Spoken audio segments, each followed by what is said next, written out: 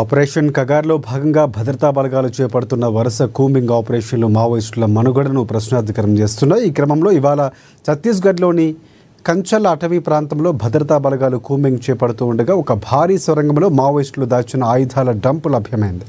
ఆ డంపులో granite లాంచర్లు, gun powder, డిటోనేటర్లు, ఇన్వెస్టర్లు, పేలుడు పదార్థాలు భారీ ఎత్తున లభ్యమయ్యాయి. అదేవిధంగా విస్ఫోటనం సృష్టించే ఆర్టీఎక్స్తో పాటుగా రైఫిల్, బయోనెట్లు, ఇనుప రాడ్లు, కట్టర్లను కూడా స్వాధీనం చేసుకున్నారు పోలీసు అధికారులు. అయితే భద్రతా బలగాలు ప్రస్తుతం స్వాధీనం చేసుకున్న ఆయుధాలు డంపు ఛత్తీస్గఢ్ రాష్ట్ర చరిత్రలోనే అతిపెద్దదని పోలీసు అధికారులు వెల్లడించారు.